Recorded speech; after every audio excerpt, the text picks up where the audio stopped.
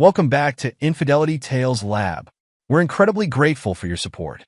Before we begin today's tale, tell us, which city or country are you joining us from? We love connecting with our global audience. Now let's dive into today's story.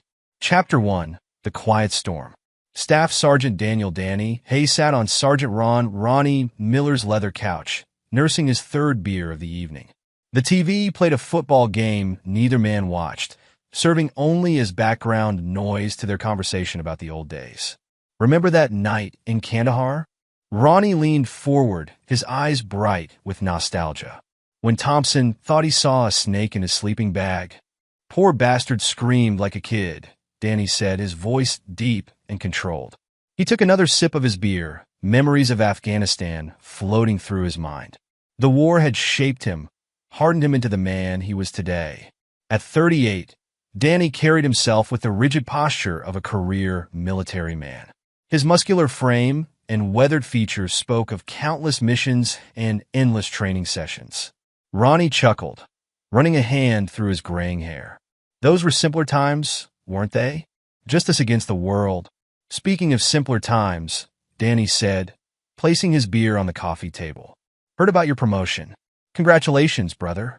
You earned it. Thanks, man. Ronnie's face lit up. Colonel says I'm taking over the Advanced Training Division next month. Better hours, better pay.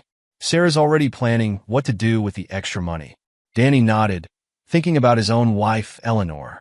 She'd been distant lately, spending more time on her phone and making excuses to avoid their usual dinner dates. He pushed the thought aside, focusing on his friend's achievement.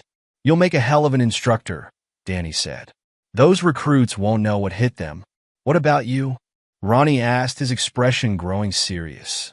Still thinking about taking that deployment to South Korea? Danny shrugged. Eleanor's not too happy about it. Says we need to spend more time together, work on our marriage. He let out a heavy breath. Maybe she's right. Marriage takes work, Ronnie agreed, though his tone suggested he knew there was more to the story. How's Caleb doing at college? Kid's thriving. Top of his class in engineering. Pride crept into Danny's voice. He's got his mother's brains and my discipline. Meanwhile, across town in the Hayes residence, Eleanor paced in the kitchen, her phone pressed to her ear. At 35, she remained strikingly beautiful, with honey blonde hair and sharp green eyes that could charm anyone she set her sights on. Today, those eyes sparkled with excitement as she spoke in hushed tones. Gavin, baby, it's perfect, she whispered, glancing out the window at the empty driveway. Danny's at Ronnie's place. He won't be back for hours. On the other end of the line, Gavin Marshall's smooth voice replied, Are you sure about this, El? Once we start, there's no going back. I've never been more sure of anything. Eleanor's lips curved into a cruel smile. I'm tired of living this lie. Danny's never here, always putting the military first. Do you know he's thinking about another deployment? After everything I've sacrificed. You deserve better, Gavin agreed. His voice dripped with practiced sympathy, though his eyes, had Eleanor been able to see them, remained cold and calculating. But the plan has to be perfect. We can't afford any mistakes. The life insurance policy is ironclad. $2 million, double indemnity for accidents. Eleanor's voice dropped even lower. Stone knows what to do. Stone's the best in the business. Clean, professional, untraceable. Gavin paused. But El, are you absolutely certain? He's still your husband. Eleanor's laugh was bitter. My husband? Danny stopped being my husband years ago. He's just a stranger who sleeps in my bed when he's not playing soldier. She moved to the living room, running her fingers over a framed photo of Danny in his dress uniform. I want my freedom, Gavin. I want a life with you. What Eleanor couldn't see was Gavin's expression as he sat in his restaurant office, feet propped on his desk. His handsome face showed no emotion as he listened to Eleanor's declarations of love. Behind him, Stone stood silently, a mountain of a man with dead eyes and scarred knuckles. Soon, baby, Gavin promised, winking at Stone. Just stick to the plan, and we'll have everything we want. Their conversation was interrupted by an unexpected sound, the front door opening. Eleanor froze, her heart pounding, but it wasn't Danny. Instead, Caleb Hayes stepped into the house, his backpack slung over one shoulder. The 18-year-old moved quietly, intending to surprise his mother, but stopped short when he heard her voice. "Someone's here," Eleanor whispered urgently into the phone. "I'll call you back." But Caleb had already heard enough to make his blood run cold. He pressed himself against the wall, pulling out his phone and hitting record. His mother's voice drifted from the kitchen, resuming her conversation after apparently checking the front hall and missing him in the shadows. "Sorry, false alarm," Eleanor said. "Now about Stone. You're sure he can make it look like an accident? Trust me, Al?" Gavin's voice was clear enough for Caleb to hear. "Stone's handled plenty of similar situations. Your military hero won't know what hit him." Caleb's hands shook as he recorded the conversation, his mind racing. His mother, the woman who'd packed his lunches and kissed his scraped knees, was plotting to murder his father. The betrayal felt like a physical blow. A floorboard creaked behind him. Before Caleb could react, massive hands grabbed him. He spun around to face Stone, whose expression remained impassive as he drove a fist into Caleb's stomach. The phone clattered to the floor as Caleb gasped for air. Eleanor emerged from the kitchen, her face pale as she saw her son struggling with Stone. "Caleb?" Her voice trembled. "What are you doing here?" "Mom," Caleb wheezed, still fighting against Stone's grip. "How could you?" Stone didn't wait for Eleanor's response. He dragged Caleb toward the building's elevator, ignoring the young man's attempts to break free. Eleanor watched, frozen in horror, as Stone forced the elevator doors open and, with brutal efficiency, threw Caleb down the shaft. The sickening thud echoed through the building. Eleanor screamed, the sound more theatrical than genuine. Stone calmly retrieved Caleb's shattered phone, crushing it in his massive hand. "It's done," Stone said, his first words of the evening. "Call Gavin." Eleanor's hands trembled as she dialed, her voice breaking as she relayed what happened. In his office, Gavin cursed. "This changes everything," he snapped. "Get out of there, both of you. I'll send someone to clean up the mess." As Eleanor and Stone fled the scene, Caleb lay broken at the bottom of the elevator shaft, clinging to consciousness. Through the haze of pain, he focused on one thought. He had to warn his father. Chapter 2. Shattered Realities. The call came at midnight. Danny sat in Roni's living room, their conversation having shifted to upcoming training exercises, when his phone buzzed. The unknown number made him frown. "Staff Sergeant Hayes," he answered, his voice crisp and professional. "Sergeant Hayes, this is Officer Martinez from Metro PD." The voice on the other end was grave. "There's been an incident involving your son, Caleb. He's been taken to Memorial Hospital in critical condition." Danny's fingers tightened on the phone. "What happened?" "He was found at the bottom of your building's elevator shaft. We're treating it as a potential assault case." The world didn't tilt or spin for Danny Hayes. Instead, it sharpened into crystal clarity, his military training taking over. "I'm on my way." Ronnie, seeing his friend's expression, was already on his feet. "What's wrong?" "Caleb's hurt." Danny grabbed his jacket, his movements precise and controlled. "Someone put my boy in the hospital." "I'm driving," Ronnie said, snatching his keys. He knew that look in Danny's eyes. It was the same one he'd worn in combat, right before things got lethal. The drive to Memorial Hospital took 12 minutes. Danny spent each one in silence, his mind racing through possibilities, cataloging questions. Why was Caleb home? Who would want to hurt him? Where was Eleanor? The emergency room buzzed with activity, but Danny moved through it like a missile locked on target. He found Caleb's room in the ICU, his heart clenching at the sight of his son connected to various machines. "Mr. Hayes?" A doctor approached, clipboard in hand.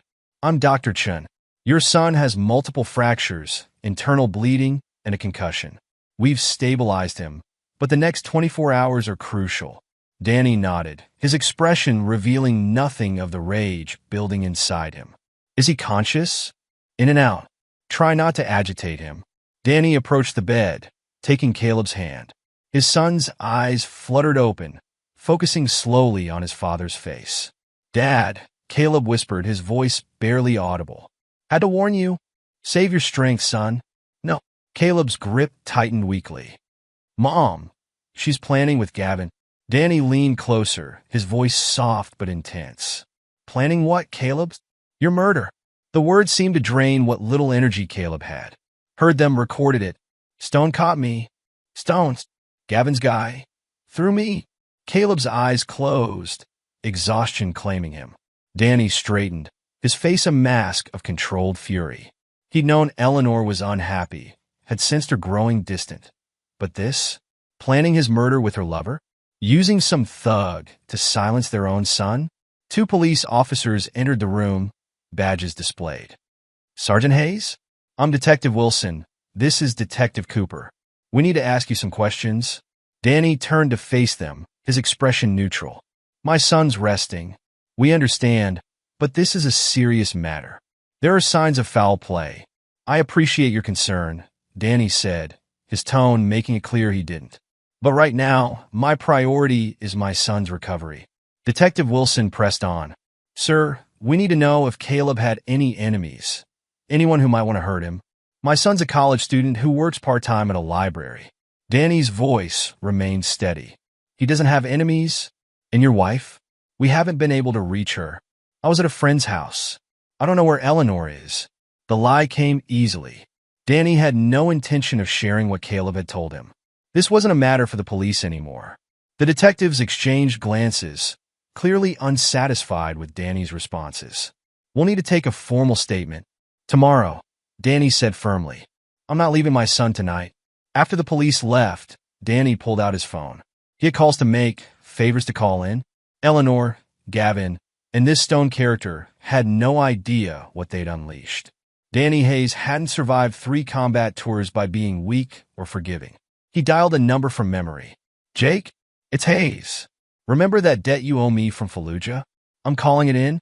Chapter 3, Seeds of Vengeance. The hospital room settled into an uneasy quiet, broken only by the steady beep of monitors tracking Caleb's vital signs. Danny sat in the uncomfortable chair beside his son's bed, his mind working through everything he'd learned. 15 years of marriage played through his thoughts like a tactical briefing. Eleanor had been different when they first met, a dedicated nurse who understood the demands of his military career. She'd supported him through deployments, celebrated his promotions, built a life together. When had that woman become someone capable of plotting his murder? He remembered the small changes, her growing frustration with military life, the subtle complaints about money despite their comfortable living, the way she'd stopped attending unit functions. Danny had attributed it to the natural strain of military marriage, had tried to compensate by being more present when he was home. Sir? A nurse poked her head in. There's a call for you at the nurse's station. Says he's your commanding officer. Danny nodded, squeezing Caleb's hand before stepping out. Colonel Matthews' voice was gruff with concern. Hayes, I heard about Caleb. What do you need? Information, sir.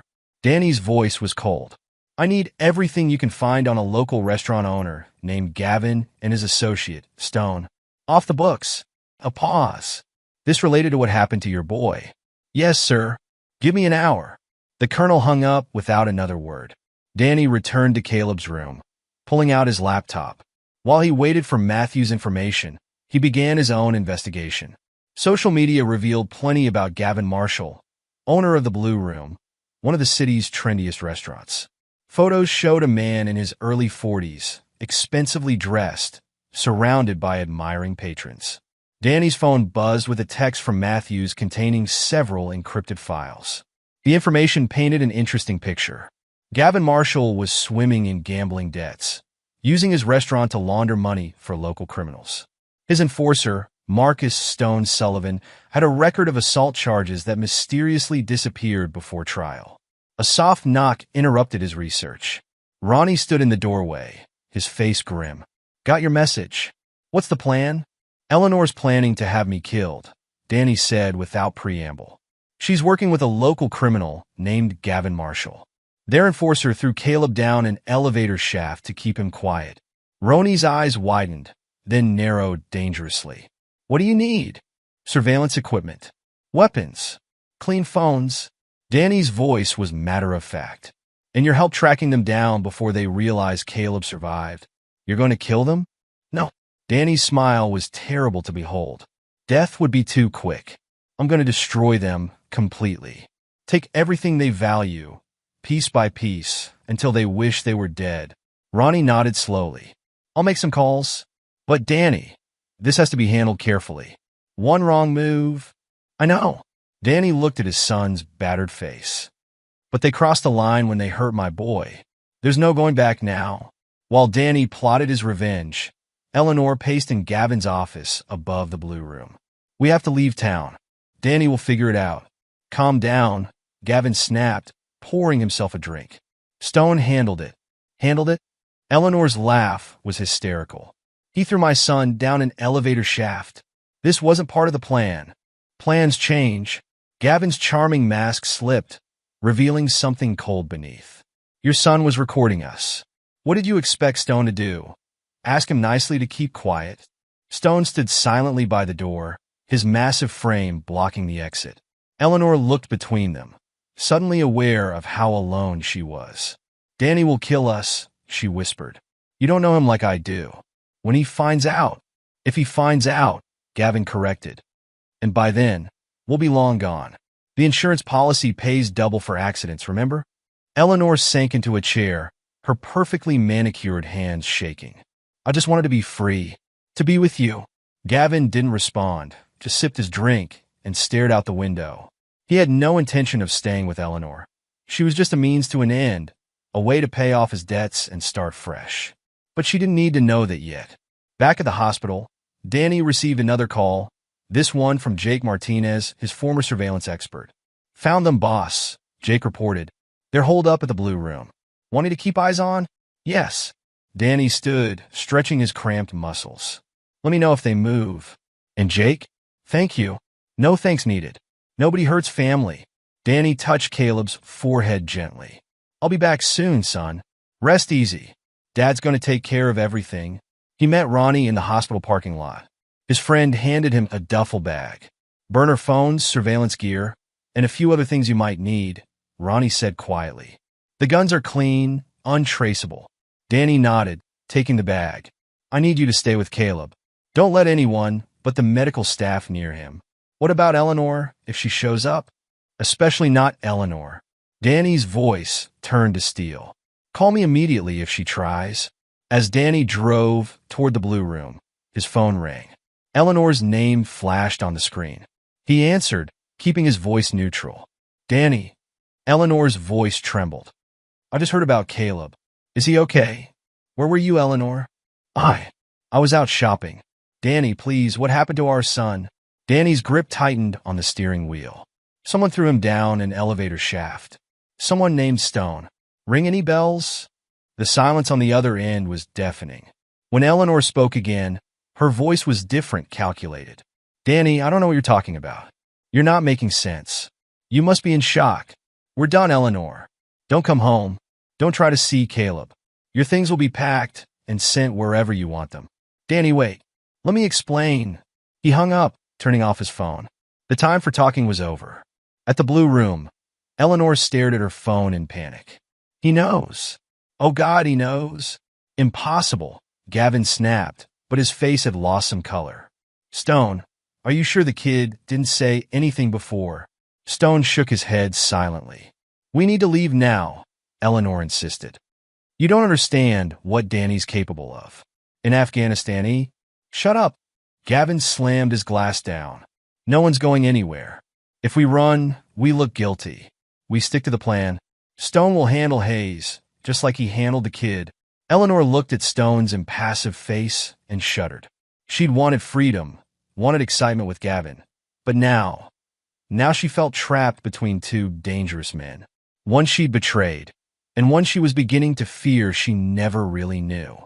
Danny parked a block from the blue room, setting up surveillance equipment in a vacant office building with a clear view of the restaurant.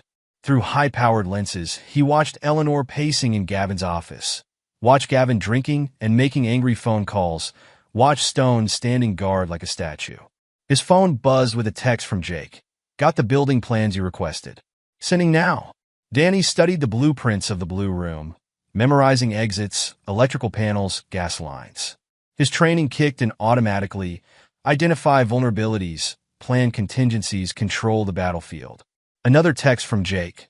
Financial records show Gavin's underwater. Owes money to some serious people. Wanting to make some calls? Not yet, Danny replied. Let them stew.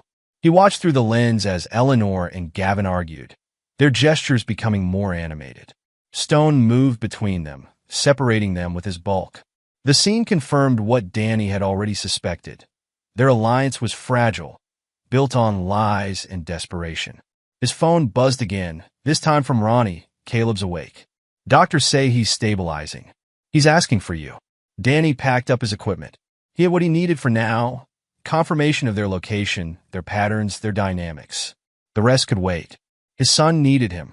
Back at the hospital, Caleb was propped up slightly, his eyes clearer. Dad, I'm here, son. Danny took his hand. How's the pain? Been better. Caleb attempted a weak smile. Did you get my message? About Mom? I got it. Don't worry about that now. Focus on getting stronger. Dad. Caleb's grip tightened slightly. What are you going to do? Danny met his son's eyes. What needs to be done? They're going to pay for hurting you, but I need you to trust me. Don't tell the police anything yet. Caleb nodded slowly. I trust you, Dad. A nurse entered to check Caleb's vitals, and Danny stepped into the hallway. Ronnie followed. The doctors want to keep him for observation, Ronnie reported. At least a week. Good. That gives me time. Danny's face was hard. Eleanor, Gavin, Stone, they think they're hunters. Time to show them what it feels like to be prey.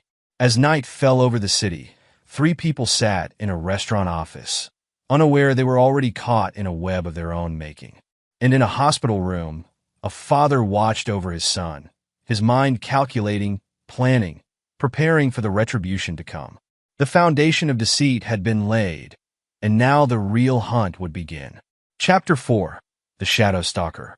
Danny Hayes sat in his makeshift command center, surrounded by surveillance equipment and monitors. The abandoned office space, rented under a false name, gave him a perfect view of the Blue Room. 3 screens displayed different angles of the restaurant's exterior, while a 4th showed thermal imaging of the interior. Targets on the move, Jake's voice crackled through the radio. Eleanor just left through the back entrance. Heading east on foot, Danny adjusted his earpiece. Stay on her. What about the others? Gavin's still inside with Stone. They're arguing about something. Through high-powered microphones, Danny could hear fragments of their heated discussion. Gavin's voice rose in anger. She's becoming a liability. This wasn't supposed to get complicated. Phone taps active, Ronnie reported, joining Danny at the monitors. He handed over a tablet displaying text messages and call logs. They're planning to split up. Eleanor spooked. Danny studied the messages between Eleanor and Gavin. His wife had been busy. Multiple bank transfers, whispered promises, desperate pleas for reassurance. But it was Gavin's messages to someone else that caught his attention. Look at this, Danny pointed to a thread. Gavin's got another woman, some model named Victoria. He's been promising her the same things he promised Eleanor. Ronnie whistled low. Man's playing with fire. Time to add fuel. Danny pulled out a burner phone and typed a message, sending it to Eleanor's number. Check your lover boy's Instagram DMs with Victoria. Thought you should know. A friend. Within minutes, Eleanor's dot on the GPS tracker stopped moving, then reversed direction. Danny allowed himself a small, cold smile. She's heading back to the Blue Room. You're going to let them tear each other apart? Phase 1. Danny checked his weapons. A combat knife strapped to his ankle, a suppressed pistol at his back. Divide and conquer. Military Strategy 101. Across town, Eleanor burst into Gavin's office, her face flushed with rage. You lying bastard. All this time? Gavin looked up from his desk, confusion quickly masked by charm. Baby, what's wrong? Don't baby me. She thrust her phone in his face. Victoria? The swimsuit model? How long have you been playing me? Stone moved from his corner, but Gavin waved him back. Eleanor, you're not thinking clearly. Who sent you those messages? Does it matter? They're real, aren't they? Eleanor's voice cracked. I gave up everything for you. My marriage, my family, my son. Your son? Gavin's charm vanished. You mean the witness who could send us all to prison? The one who survived thanks to Stone's incompetence. Stone's massive frame tensed, but he remained silent. Don't you dare blame this on Stone. Eleanor's laugh was hysterical. This was your plan. You promised me freedom, love, a new life. But you're just like Danny said, a user. Like Danny said? Gavin's eyes narrowed. When exactly did you talk to Danny? Eleanor realized her mistake too late. Gavin nodded to Stone, who moved to block the door. Have you been in contact with your husband this whole time? Gavin's voice dropped dangerously. Playing both sides, Eleanor? No. He called me about Caleb. That's all. Eleanor backed away, but Stone was behind her. Gavin, please. Search her, Gavin ordered. Stone's huge hands patted Eleanor down, finding her phone. He tossed it to Gavin. Danny watched the scene unfold through his surveillance feed. Eleanor's panic was visible even on the thermal imaging. Jake, what's your position? Northwest corner, clear view of the office. Want me to move in? Negative. Let it play out. Gavin scrolled through Eleanor's phone, his face darkening. Interesting call history, El. Lots of unknown numbers. And these text messages. Warning us about police surveillance? Trying to save your own skin. It's not what you think. Eleanor tried to snatch her phone back, but Stone held her arms. I was protecting us. Us? Gavin laughed. There is no us. There never was. You were a means to an end, insurance money, and a clean getaway. But now, he nodded to Stone. Take her to the basement. We need to have a longer conversation about loyalty. Danny's radio crackled. Sir, they're moving Eleanor downstairs. Want me to maintain visual? Negative. Fall back to position 2. Time to move to phase 2. Danny checked his watch. Ronnie, you in position? Ready when you are. Security cameras are looped, alarm systems disabled. Danny stood, checking his equipment one final time. Remember, no one moves without my signal. We're doing this by the book. Meanwhile, in the Blue Room's basement, Eleanor sat tied to a chair, mascara running down her cheeks. Gavin, please. I can explain everything. Explain what? Gavin paced before her. How you've been feeding information to Danny. How you're probably wearing a wire right now. No, I swear. Stone searched her, finding nothing. Gavin's paranoia had reached new heights. You know what your problem is, Eleanor? Gavin leaned close, his handsome face twisted with contempt. You think you're smarter than everyone else. Play me against Danny, Danny against me. But you're just a bored housewife who watched too many soap operas. Eleanor's fear turned to anger. And you're just a 2-bit con man drowning in gambling debts. You think I didn't know about that? About the money you stole from the restaurant? About the people you owe? Gavin's hand cracked across her face. Shut up. Truth hurts, doesn't it? Eleanor spat blood. Danny will find us. And when he does... When I do what? Danny's voice came from the darkness. Stone spun, reaching for his weapon, but 2 tranquilizer darts caught him in the neck. The massive man stumbled, then crashed to the floor. Gavin went for his gun, but Danny was faster. A suppressed shot took Gavin in the knee, dropping him with a scream. Hello, Eleanor. Danny stepped into the light, his face expressionless. Miss me? Chapter 5. The Noose Tightens. Danny moved through the basement, securing Gavin and Stone with zip ties. Eleanor remained bound to her chair, watching her husband with a mixture of fear and desperate hope. Danny, thank God. They were going to kill me. Like you were going to kill me? Danny's voice was conversational as he checked Stone's restraints. The big man was completely unconscious, breathing steadily. No. I mean, yes, but I changed my mind. I was trying to warn you. Warn me? Danny turned to her, his eyes cold. After Stone threw our son down an elevator shaft? After you plotted my murder for the insurance money? That's when you decided to grow a conscience? Gavin groaned on the floor, clutching his bleeding knee. She's lying to you, Hayes. She planned everything. The insurance, the accident, all of it. I know. Danny knelt beside Gavin, applying a tourniquet to his leg. I know exactly what each of you planned. You see, I had time to do my research.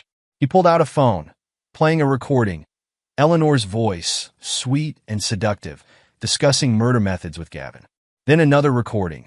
Gavin laughing with Victoria about his desperate housewife meal ticket. I've spent weeks gathering evidence, Danny continued. Bank records, text messages, surveillance footage. You 3 weren't as clever as you thought. What are you going to do? Eleanor's voice trembled. Justice. Danny pressed his radio. Ronnie, status? All clear upstairs. Jake's got the perimeter secured. Good. Start with the office. I want everything. Eleanor watched Danny direct his team, remembering the quiet, dutiful husband she'd thought she knew. This man was different. Harder, colder, more dangerous than she'd ever imagined. Danny, please, she tried again. We can work this out. For Caleb's sake. Don't say his name. Danny's voice could have frozen fire. You lost it right when you chose this piece of garbage over your own son. Gavin attempted to bargain. Hayes, be reasonable. I've got money connections. We can make a deal. A deal? Danny pulled up another recording on his phone. Like the deal you made with the Mendoza cartel? Or the money you've been laundering through your restaurant? Gavin's face went pale. How did you? I told you. I did my research. Right now, the DEA is receiving an anonymous tip about your operation, along with bank records, supplier lists, and surveillance footage. You can't do this. Gavin struggled against his restraints. They'll kill me. Should have thought of that before you sent Stone after my son. Danny turned to the unconscious enforcer. Speaking of whom, he pulled out a file. Marcus Stone Sullivan. 3 assault charges, 2 attempted murders, all mysteriously dropped. But not this time. This time there are witnesses, DNA evidence, and a victim who can testify. He'll never talk, Gavin spat. He won't have to. Danny held up a familiar object, Caleb's shattered phone. Your boy didn't destroy it completely. Our tech team recovered the recording. Stone's voice is quite distinctive when he's threatening an 18-year-old kid. Eleanor started sobbing. Danny, I'm sorry. I was unhappy, confused. Shut up. Danny's command was quiet but absolute. I'm not interested in your excuses. I'm interested in justice. He pressed his radio again. Ronnie, found those account books yet? Better. Got his laptop. Full access to all his accounts and communications. Transfer everything, then wipe it clean. Jake's status on the surveillance? Cameras are showing our edited footage. As far as anyone knows, these 3 left town hours ago. Danny nodded, satisfaction flickering across his face. Phase 2 complete. Begin Phase 3. What's Phase 3? Eleanor asked, dreading the answer. Consequences. Danny pulled out a syringe. But first, you 3 are going somewhere more private. Can't have any interruptions. You're gonna kill us? Gavin's voice cracked. Kill you? Danny prepared the injection with practiced ease. No. Death is too quick, too kind. You're going to live to watch everything you value stripped away, piece by piece. He injected each of them in turn. As they began to lose consciousness, Danny's voice was the last thing they heard. Welcome to your nightmare. Chapter 6, The Predator Strikes. The warehouse Danny had chosen sat on the outskirts of town, far from prying eyes. Inside, 3 figures were secured to metal chairs, arranged in a triangle so each could see the others. As the sedatives wore off, Eleanor, Gavin, and Stone found themselves in a stark room lit by a single, harsh light. Danny stood in the center, still in his tactical gear. 2 laptops were set up on a table, screens glowing with financial data and surveillance feeds. Good, you're awake? Danny's voice echoed in the space. Time to begin? Begin what? Gavin tried to sound defiant, but fear crept into his voice. Your education. Danny turned one laptop so they could see the screen. Let's start with you, Gavin. Your finances make for interesting reading. The screen showed bank statements, transfer records, offshore accounts. You've been busy, Danny continued. Skimming from the restaurant, laundering cartel money, embezzling from your investors. But the really interesting part? He clicked to a new screen. The money you've been stealing from Eleanor. Eleanor's head snapped up. What? Show her, Gavin. Tell her about the accounts you opened in her name. The loans you took out using her social security number. The credit cards you maxed out. He's lying. Gavin protested, but his face betrayed him. Danny pulled up more documents. 3 mortgages on properties she's never seen. 5 business loans for companies that don't exist. And the piece de resistance, a life insurance policy on her, with you as the beneficiary. Eleanor stared at Gavin, realization dawning. You were going to kill me too? Now she gets it. Danny's laugh held no humor. You weren't his partner, Eleanor. You were his mark. Just like the others, you showed them photographs, other women, other scams, other victims. Gavin here has quite a history. But he got sloppy this time. Left too many traces. What did you do? Gavin asked, seeing his whole life displayed on the screen. I took everything. Danny pressed a key. Your accounts are empty. Your property's seized. Your restaurant? Under investigation for health code violations, tax fraud, and criminal enterprise. Gavin lunged against his restraints. You can't do this. I already did. Danny turned to Stone. Your turn, big man. Want to tell them about the recordings? Stone remained silent, but his eyes widened slightly. No. I'll tell them. Danny played an audio file. Stone's voice discussing past jobs with an undercover officer. Amazing what people will say when they think they're talking to a potential employer. You set me up? Stone spoke for the first time, his deep voice rough. Didn't have to. Just had to find the right people to talk to. Show them the right evidence. Danny pulled up police reports, witness statements, DNA records. You left quite a trail of bodies, Stone. Time to answer for them. Eleanor watched her husband work, seeing a side of him she'd never known existed. This wasn't the quiet military man who read the paper on Sunday mornings. This was someone else, someone who knew how to break people. And you, Eleanor? Danny turned to his wife. You thought you were so clever, playing everyone against each other. The grieving military wife, the seductive mistress, the concerned mother. He showed her text messages, photos, recordings of her own voice plotting his murder. Your parents have already seen these. So have your friends, your co-workers, your church group. Everyone knows what you really are now. Eleanor broke down completely. Please, Danny. I'll do anything. Anything? Danny's voice was soft, dangerous. Like you did anything for Gavin? For our son. He moved closer, his presence overwhelming. You wanted excitement? Eleanor? Adventure? Well, congratulations. You got it. Welcome to your new reality, where everything you valued, everything you built, everything you stole is gone. Danny stepped back, surveying his captives. You have two choices now. Option 1, confess. Tell the police everything. Take your punishment like adults. Option 2. He smiled, and it was terrible to behold.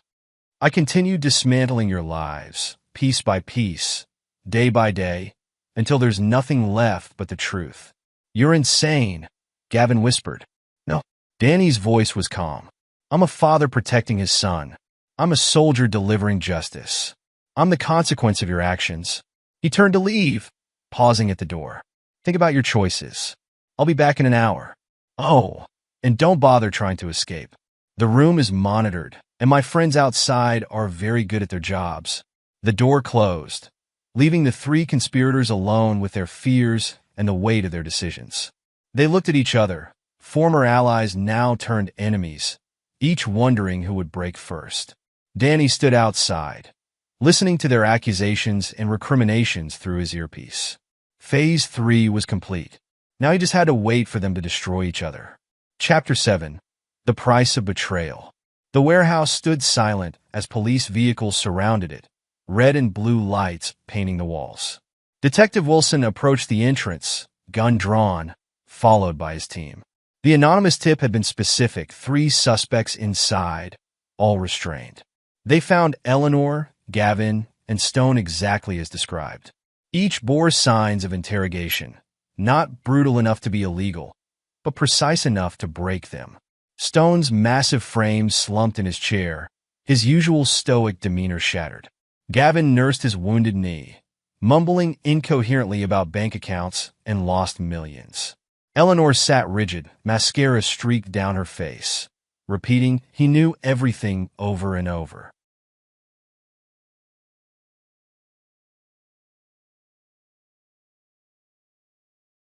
Call the paramedics, Wilson ordered, holstering his weapon. And get CSI in here. The evidence laid out was meticulous. Financial records, surveillance footage, recorded confessions. Everything needed to build multiple cases, wrapped up like a gift for the prosecution. Across town, Danny's phone buzzed. Roni's voice came through, tense with anger. They found them. What the hell did you do? What needed to be done? Danny sat in his makeshift command center, systematically destroying hard drives, and wiping servers. The hell it was? Stone looks like he went 10 rounds with a special forces unit. Gavin's babbling about torture. And Eleanor. Ronnie paused. She's broken, Danny. Completely broken. Good. Good. Listen to yourself. This isn't you. The old me died when they tried to kill my son. Danny's voice remained steady. You want to judge me? Fine. But remember who helped set up the surveillance. That was different. I thought we were gathering evidence. Not. Ronnie struggled for words. The police are going to investigate. They'll trace it back to you. No, they won't. Stone won't talk. He's got too much to lose. Gavin's reputation is destroyed. His criminal connections exposed. Eleanor. Danny's lips tightened. Eleanor knows what happens to people who cross me now. In the interrogation room at the police station, Detective Wilson faced Eleanor across a metal table. Mrs. Hayes, we need your statement. Eleanor stared at her hands. You wouldn't believe me. Try me. Danny. He knew everything. Our plans, the insurance scam, Gavin's other women. She looked up, eyes haunted. He made us watch as he destroyed everything we had. Piece by piece. Bank accounts emptied. Reputations ruined. Secrets exposed. Are you saying your husband did this? Eleanor laughed, the sound brittle. Prove it. He left no traces. No evidence. Just like in the military. The perfect operation. Wilson pushed a pad of paper toward her. Write it down. All of it. Why? So you can go after him. Eleanor picked up the pen. You don't understand. He won. He broke us completely. And the worst part? Her hand trembled. We deserved it. At the hospital, Danny visited Caleb. His son was recovering well, though the physical therapy would take months. The police found them, Danny said, taking Caleb's hand. Mom, she'll face charges. They all will. Danny's voice softened slightly. You don't need to testify. The evidence speaks for itself. Did you? Caleb hesitated. What did you do to them? Nothing they didn't deserve. Danny met his son's eyes. They planned to murder me for money. They hurt you to cover it up. Actions have consequences. The police came by earlier, Caleb said. Asked a lot of questions about you. Let them ask. Focus on getting stronger. A knock interrupted them. Ronnie stood in the doorway, his face grim. Danny, we need to talk. Now. In the hallway, Ronnie handed Danny a phone. They're building a case against you. Wilson's determined to prove you orchestrated everything. Let him try. Danny scrolled through the messages. Our tracks are covered. The warehouse lease, the surveillance equipment, the financial trails. All dead ends. This isn't over. Yes, it is. Danny deleted the messages. Eleanor and her lovers destroyed themselves. I just helped them along. And the torture? The psychological warfare? Enhanced interrogation. Danny's smile was cold. Nothing illegal. Nothing provable. Just enough to break them. Back in his hospital room, Caleb watched his father through the window. The man who'd taught him to fish, helped with his homework, cheered at his graduation. That man was gone. In his place stood someone harder, colder, shaped by betrayal into something dangerous. Mr. Hayes? A nurse approached Danny. There's a detective here to see you. Wilson appeared, notepad in hand. We need to discuss what happened at the warehouse. Do we? Danny's expression gave nothing away. 3 people were held captive, tortured psychologically, their lives systematically destroyed. Wilson studied Danny's face. That takes resources, training, military expertise. Sounds like you have theories. I have evidence? No, Danny said softly. You have suspicions, but what you don't have is proof. What you can prove is that 3 people conspired to commit murder for insurance money. That they attempted to kill my son to cover it up. Focus on that, detective. Wilson stepped closer. This isn't over, Hayes. Yes, it is. Danny turned away. My son needs me. Chapter 8. Healing and Acceptance. 3 months passed. Danny and Caleb moved to a small house in a neighboring town, away from the whispers and stares. Caleb's physical therapy progressed well, though he still walked with a slight limp. You sure about this? Caleb asked as they unpacked boxes. Moving away from everything? Fresh start. Danny arranged Caleb's textbooks on a shelf. The trial's over. Eleanor, Gavin, and Stone are in prison. Time to move forward. The therapist called again. Danny paused. Did she? She thinks it would help. Processing everything that happened. I processed it just fine. Dad. Caleb touched his father's arm. What you did? I understand why. But carrying that weight alone. Danny looked at his son. No longer the boy in the family photos, but a young man who'd seen too much too soon. Fine. One session. Dr. Sarah Chin's office was comfortable but professional. Danny sat rigidly in the leather chair, evaluating sight lines and exits out of habit. Mr. Hayes, Dr. Chin began. Why are you here? My son insisted. And why do you think he's concerned? Danny's laugh held no humor. Because I systematically destroyed the people who tried to kill me and hurt him. Tell me about that decision. What decision? They chose their path. I simply helped them reach their destination. Dr. Chin leaned forward. You could have let the police handle it. The police? Danny's voice hardened. While they gathered evidence, filed warrants, followed procedures, while Eleanor and her lovers escaped. No. Justice needed to be immediate, absolute, and the torture? Enhanced interrogation. Danny's correction was automatic. Nothing illegal. Nothing that left permanent marks. Just enough to break them. Break them? They needed to understand consequences. Feel the same helplessness Caleb felt at the bottom of that elevator shaft. Danny's hands clenched. I wanted them to know what it feels like when someone takes everything you value. And now? How do you feel? I feel... Danny considered. Satisfied. They'll never hurt anyone again. Caleb is safe. Justice was served. At what cost to you? Cost? Danny stood, pacing. I lost my wife years ago. She just didn't tell me. Lost my faith in people, in love and trust. But I gained something too. What's that? Clarity. Understanding what I'm capable of. What I'll do to protect my son. Dr. Chin made a note. Do you regret any of it? No. Danny's response was immediate. I regret not seeing Eleanor's betrayal sooner.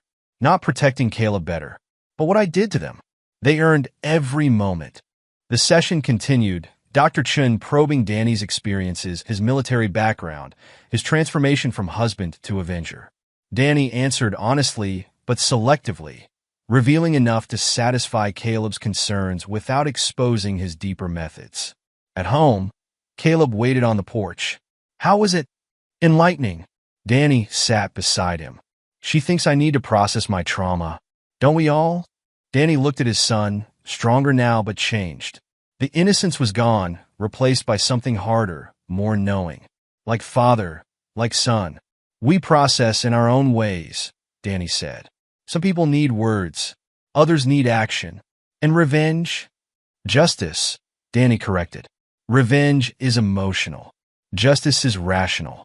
Calculated. Caleb nodded slowly. Like you were? Yes. They sat in companionable silence, watching the neighborhood children play. Normal lives, normal families, normal problems. They'd never be that again. I don't regret it, Danny said finally. Any of it. They made their choices.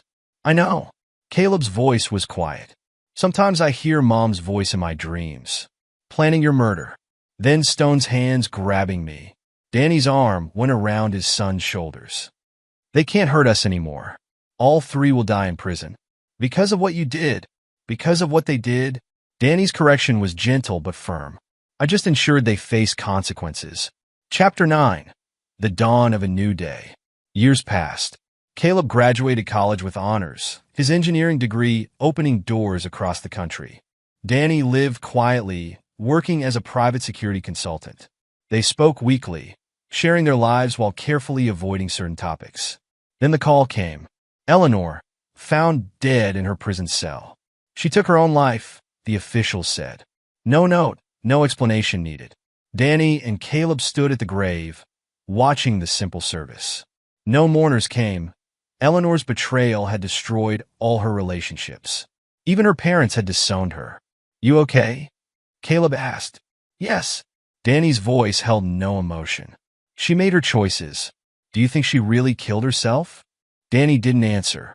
They both knew about his occasional consulting trips, his unexplained absences. Some questions were better left unasked. I forgive her, Caleb said suddenly. Danny looked at his son, surprised. Why? Not for her sake. For mine. Caleb touched the gravestone. Holding on to hate. It changes you? Yes, Danny agreed. It does. They drove home in silence. The family photo still sat on Danny's mantelpiece, a reminder of what was lost, what was gained, what was changed forever. We made it, Dad, Caleb said, studying the picture. Despite everything, we did. Danny picked up the frame, remembering the man he'd been, the husband who trusted, the father who protected, the soldier who served. All those pieces reformed into something new, something harder, colder, more absolute. Will you ever trust again? Caleb asked. I trust you. Danny replaced the photo. That's enough. They sat on the porch, father and son, survivors of a war fought not on foreign soil, but in their own home. Danny watched Caleb, strong now, successful, scarred but not broken. His greatest victory wasn't destroying Eleanor and her lovers. It was protecting his son, ensuring he survived, grew, thrived. The sun set on their quiet street. Danny felt the familiar peace settle over him. Not the peace of forgiveness or forgetfulness, but the peace of justified action, of consequences delivered, of justice served. We'll always be together, he said, echoing words from easier times. Caleb nodded, understanding all his father left unsaid. The darkness remained in Danny Hayes, controlled now, but never gone. A weapon sheath, waiting to protect what mattered most. In the end, that was Danny's truth. Not the betrayal, not the revenge, not the calculated destruction of those who'd hurt his family. His truth was simpler. A father's love, turned ruthless by betrayal, transformed into something both terrible and absolute. The evening deepened around them. Two men, changed by tragedy, bonded by blood and choice and survival. Their story wasn't pretty or clean or forgiving, but it was theirs, and in their own way, they were free. Epilogue. 10 years later. The private security firm's office buzzed with quiet efficiency. Danny Hayes, now approaching 50, sat behind his desk reviewing personnel files. His company, Hayes Protection Services, had grown into one of the most respected security consultancies in the country, specializing in high-risk personal protection and corporate security. A knock on his door interrupted his work. Come in. Jake Martinez, his old surveillance expert and now head of operations, entered with a tablet. Got the report from the Singapore job. Client's happy. Very happy. Danny nodded, taking the tablet. The Singapore job had involved extracting a corporate whistleblower before certain parties could silence them permanently. The kind of work that required specific skills, absolute discretion, and a willingness to operate in gray areas. Any complications? Nothing we couldn't handle. Jake hesitated. There's something else. Gavin Marshall was found dead in his cell this morning. Danny's expression didn't change. After serving 8 years of his 20-year sentence, Gavin had apparently hanged himself, just like Eleanor had 3 years earlier. Stone remained in maximum security, a broken man who never spoke about what happened in that warehouse. Natural causes? Danny asked, though they both knew better. That's what the report will say. Jake studied his boss carefully. Wanted to look into it? No need. Danny returned to his files. The past stays in the past. The past might stay there, but its echoes remained. Danny's company employed several former military specialists, each carefully vetted, each carrying their own dark experiences. They took jobs others wouldn't touch. Not illegal, but complex, requiring the kind of skills only certain people possessed. His phone buzzed, a text from Caleb. Dad, reminder about dinner tonight. Sarah's making that pasta you like. Danny smiled slightly. His son had flourished in the decades since the incident. Now a successful aerospace engineer, Caleb had married Sarah Chun. Yes, the same Dr. Chun who'd been Danny's therapist. Their courtship had surprised everyone, especially Danny, but Sarah had proven to be exactly what both Hayes men needed in their lives. Tell Sarah I'll bring the wine, Danny texted back. His office door opened again. Ronnie Miller walked in, gray-haired but still fit, carrying 2 cups of coffee. Heard about Gavin, Ronnie said, setting a cup on Danny's desk. News travels fast. In our circles? Always. Ronnie sat down. That's 2 down. Think Stone's nervous? Danny sipped his coffee. Stone made his peace years ago. He knows the rules. Those rules had been simple. Complete silence about the warehouse incident in exchange for certain protections in prison. Stone had kept his end of the bargain, surviving where Eleanor and Gavin hadn't. Caleb asked about Eleanor last week. Ronnie mentioned. Wanted to know if you ever regretted how things played out. What did you tell him? The truth. That you did what was necessary to protect him. Danny nodded. The years had tempered his rage, but not his conviction. Eleanor's betrayal, Gavin's manipulation, Stone's violence. They'd all earned their fates. His computer chimed with a new email. Another job request. This one from a wealthy businessman whose daughter was being stalked by an obsessive ex-employee. The kind of case Danny's firm specialized in, protecting the vulnerable from those who'd harm them. Take a look at this, he told Ronnie, turning the screen. Ronnie read quickly. Sounds familiar. Guy with a military background, stalking skills, doesn't take rejection well. Like looking in a mirror, isn't it? Danny's voice held dark humor. Except we were the good guys.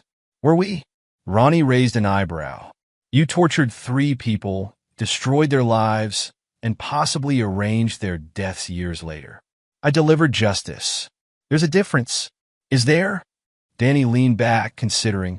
The decade since the warehouse had changed him, but not in the ways people might expect. He'd grown more controlled, more precise in his methods. The cold rage that drove him to dismantle Eleanor's conspiracy had crystallized into something harder. An absolute commitment to protecting those who couldn't protect themselves. His phone buzzed again, a message from Sarah, bringing files about the new youth counseling program. Want your input? Yes, the program. Using his connections and resources, Danny had established a foundation helping children affected by domestic violence and betrayal. The public saw it as redemption, atonement for his own violent past. The truth was more complex. Speaking of justice, Ronnie said, heard from Thompson lately? Last month. Still running that private military outfit in Africa. Thompson had been part of their old unit. One of the few who knew the full truth about the warehouse incident. He'd gone private sector too, though his methods were less subtle than Danny's. He offered me a job, Danny continued, leading their training division. You gonna take it? No. Got everything I need here. And he did. His company provided not just wealth, but purpose. Each client protected. Each predator stopped. Each life saved. It all fed something deep in Danny's psyche. The same drive that had led him to destroy Eleanor's conspiracy now fueled his mission to protect others. Jake returned with more files. Boss, that stalker case? Got his background check. Former Delta Force. Dishonorable discharge for excessive force. Multiple restraining orders. Perfect. Danny's smile was cold. Set up surveillance. Full package. Like old times? Better. We're legal now. Legal, yes, but still deadly effective. Danny's firm had developed a reputation for handling difficult cases, the ones requiring military precision and moral flexibility. They weren't mercenaries or vigilantes, but they weren't conventional security either. The afternoon passed in a blur of operational details. At 6, Danny packed up, heading to Caleb and Sarah's for dinner. Their house sat in a quiet suburb, protected by state-of-the-art security systems, a father's gift to his son. Caleb opened the door, now 38, the same age Danny had been when everything fell apart. He had Danny's build but softer features, the hardness in his eyes tempered by Sarah's influence. Dad, they embraced briefly but firmly. Sarah's in the kitchen, and someone else is here to see you. In the living room, a teenage girl sat on the couch. Maria Rodriguez, 17, one of the first recipients of Danny's Foundation scholarship. Her father had died protecting her from an abusive mother, a story that resonated deeply with both Hayes men. Mr. Hayes, Maria stood, nervous but determined. I got accepted to MIT. Engineering program, full ride. Congratulations. Danny's voice softened slightly. Your father would be proud. The foundation, your help. I wouldn't have made it without you. Danny nodded, understanding the weight of her words. The foundation didn't just provide money. It offered protection, guidance, and sometimes more direct intervention when needed. Sarah emerged from the kitchen, wiping her hands. Time had added subtle lines around her eyes, but she moved with the same grace that had first caught Caleb's attention in her office years ago. Danny, she hugged him warmly. We need to discuss the new counseling center. The renovation plans. After dinner, Danny insisted. Family time first. Family. The word held different meaning now. Not the false ideal he'd lived with Eleanor, but something stronger, forged in fire and blood. Caleb and Sarah, their growing circle of protected charges, the loyal operators who'd followed him from military to private sector. These were his true family. Over dinner, they discussed Maria's future plans, the foundation's expansion, Sarah's counseling work. Normal conversation, though underpinned by shared understanding of darker truths. Thompson called, Caleb mentioned casually. Offered me a consulting position. Danny's fork paused halfway to his mouth. What did you say? Told him I prefer our way of doing things. Legal. Controlled. Mostly legal, Sarah corrected with a small smile. As both wife and therapist, she understood the necessity of certain gray areas. After dinner, Danny and Caleb sat on the back porch, while Sarah showed Maria some college preparation materials. Heard about Gavin, Caleb said quietly. Did you? Self-destruction. Like Mom. Caleb's voice held no emotion. Convenient. Sometimes justice takes time. They sat in comfortable silence, each lost in thought. The past decade had brought changes neither could have imagined in that hospital room after Stone's attack. Danny's security empire, Caleb's engineering success, their shared mission through the foundation, all born from that crucible of betrayal and vengeance. The new client, Caleb said finally. The stalker case. Need any help? Danny glanced at his son. Caleb still maintained his engineering career, but occasionally assisted with technical aspects of Danny's operations. Like father, like son, though Caleb's methods were less direct. Could use your surveillance expertise, Danny admitted. Guy's tech-savvy. I'll stop by the office tomorrow. Inside, they could hear Sarah and Maria laughing. Normal sounds, normal life. But both men remembered other sounds. Eleanor's scheming, Stone's violence, the warehouse confessions. Those memories didn't haunt them anymore. They fueled them. Danny's phone vibrated. A text from Jake. Stone requesting meeting. Says it's important. Problem? Caleb asked, noting his father's expression. No, just the past knocking. Danny put the phone away. Nothing we can't handle. And they could handle it. The decade since the warehouse had honed their skills, refined their methods. Danny's rage had cooled into something more dangerous. Calculated justice, delivered with precision and patience. Caleb had found balance between his father's darkness and Sarah's light. Together, they built something unique. A family business dedicated to protecting others from the kind of betrayal they'd survived. Later that night, driving home, Danny reflected on the changes time had brought. Eleanor and Gavin were dead, Stone was broken, but their legacy lived on in unexpected ways. Each client Danny's firm protected, each child the foundation saved, each predator stopped, all part of a mission born in that warehouse decade ago. His phone buzzed again. A message from an unknown number. Mr. Hayes, heard you might be able to help. My daughter's in trouble. Another case. Another chance to deliver justice. Danny smiled slightly as he drove through the darkness. Some men might have been broken by what Eleanor and her lovers had planned. Instead, they created something stronger, a legacy of protection, justice, and controlled vengeance. The past might stay in the past, but its lessons lived on. Danny Hayes had learned those lessons well, teaching them to his son, applying them through his work. The world held many Eleanors, many Gavins, many Stones. But now it also held people like Danny and Caleb, guardians operating in the shadows, ensuring justice found those who deserved it. Tomorrow would bring new challenges. Stone's request, the stalker case, foundation business. But tonight, Danny drove home content, knowing he'd built something lasting from the ashes of betrayal. Not just survival, but purpose. Not just vengeance, but justice. The night wrapped around his car like a familiar cloak. Somewhere out there, people plotted betrayals, planned violence, threatened the innocent. And somewhere out there, Danny Hayes and his team waited, ready to ensure that actions always had consequences. That was his truth now. Not victim, not villain, but vengeance turned to purpose. The man who destroyed his wife's conspiracy had become something more, a protector, a teacher, a force for calculated justice. The story that began with betrayal had evolved into something greater. Danny smiled again, a predator's smile, as he turned toward home. Tomorrow would bring new battles, new justice to deliver. He was ready. He always would be. And there you have it. Another story comes